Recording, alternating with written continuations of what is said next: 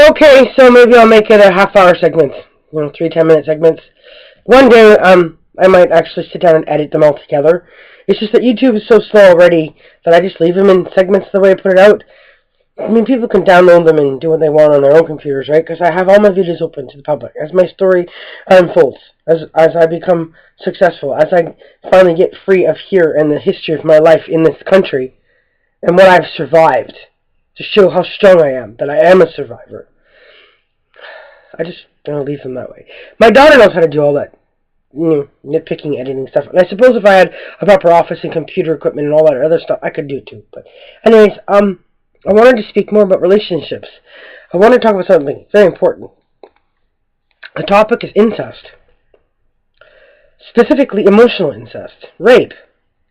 Rape is something that can be done to somebody without touch. And even the law talks about it. I don't have the file open, specific law. I'm a good lawyer, but I don't memorize everything. But rape is something you can do to somebody without touching them. And you can still convict. And there is no timeline for charging people with rape.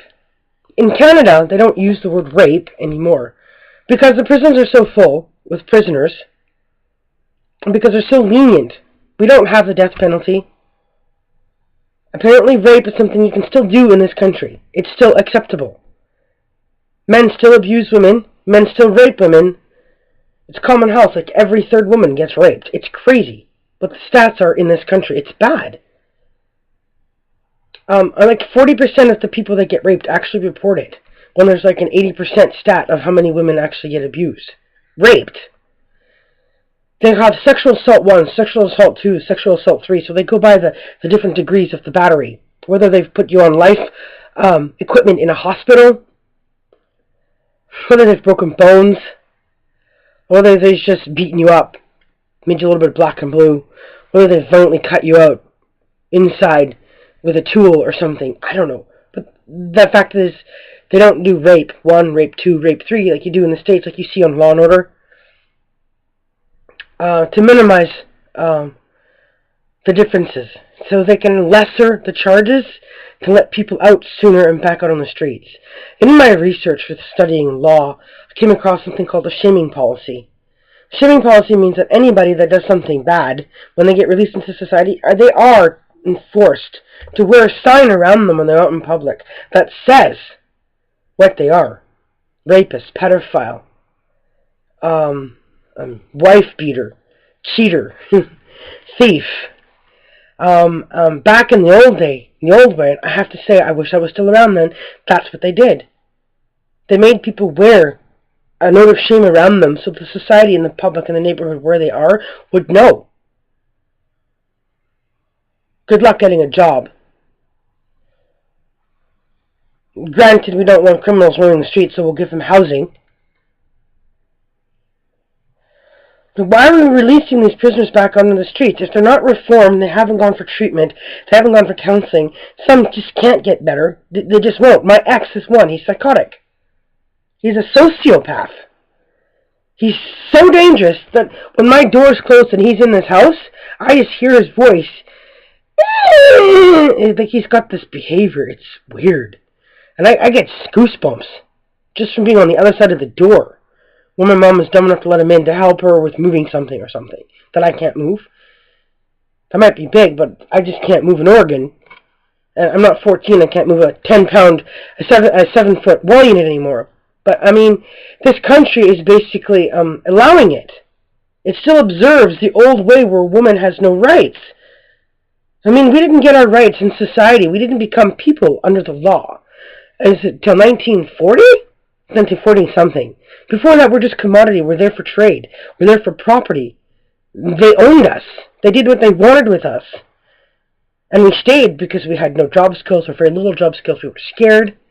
We had to be prostitutes to live. Like, it's not been pretty for women because of the curse of Eve. Women have been raped since the beginning of time and may continue to do so for as long as time and life are here. So making it legal for women to be prostitutes in one way benefits them financially because now they have something they can at least get away with. They don't have to go to jail or get a criminal record. I'm not saying it's good, but I'm saying at least they can do something to get out. To fight back. At least she can choose yes or no to the customers and the money. Rather than when she's being owned by somebody where he says you have to cook or clean and you can't have money. I know 2 women, at least 2 that I know of, that have never had their own money. They've been with the same men all their lives. Nope, 3. One worked for a little period of her life. The other 2 have never worked at all. Never been able to take themselves to the spa, a weekend vacation, downtown. Buy themselves clothes, go to a hairdresser on their own. Have to ask for money because they don't have any. He has money. Marriage is not such a good thing at all. It was used as a form of trade. It was a form of business transaction. People didn't get married because they were in love.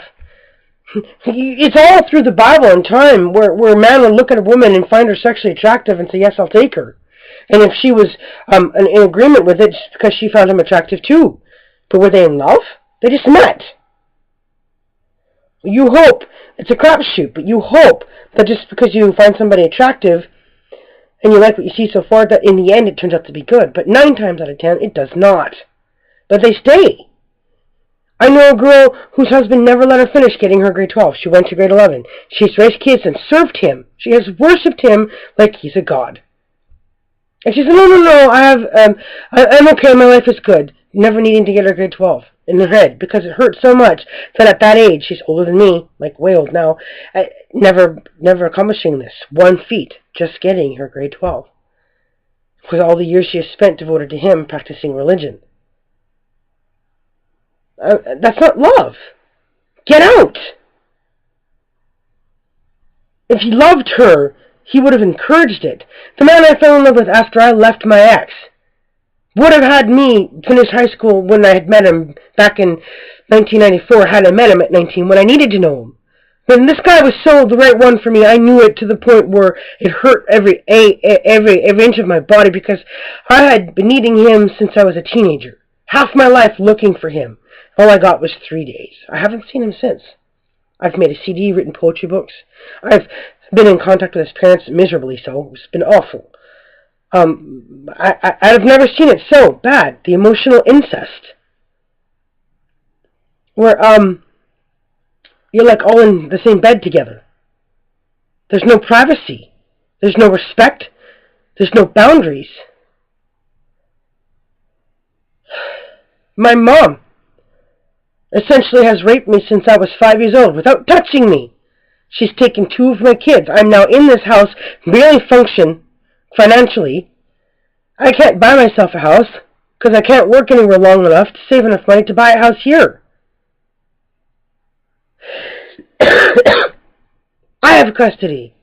I can throw you out any time. Hey, drive me here. Do this for me. If I'm supposed to believe that my desire to be with a man or be in a relationship with a man in a positive way is a bad thing, it's supposed to be a whole woman's world. Or we just use them for sperm and get rid of them. Don't have sex, it doesn't feel good. Are you kidding me? Orgasms are great! Have them! Experience them! If you don't know, find somebody to learn how to. Women that are married for 50 years have never had one. I never want to be that. So when he said, oh, let's get married without ever seeing me again, after meeting his parents, I'm like, what? And be that? Are you kidding? No way. I mean, what am I supposed to do? Give all these women, the perfect Christmas gift? I don't know what to say. Anyways, you can rape somebody without touching them, and there's no time clause on when to charge somebody. Emotional incest is bad. My wedding will never be another man's mom's wedding ever again. That first marriage was all paid for by his parents because it was his mother's wedding, watching her son get married. It wasn't my wedding. It wasn't my desire. It wasn't my plans. Same thing happened with this one. I've never seen him again because he was letting his parents flip the bill or take everything. He wouldn't take on the responsibility and the onus of it. Now, I won't wear a ring that's paid for by his dad. That's disgusting. I'm not in bed with them. I love you. Peace out. I'll be back.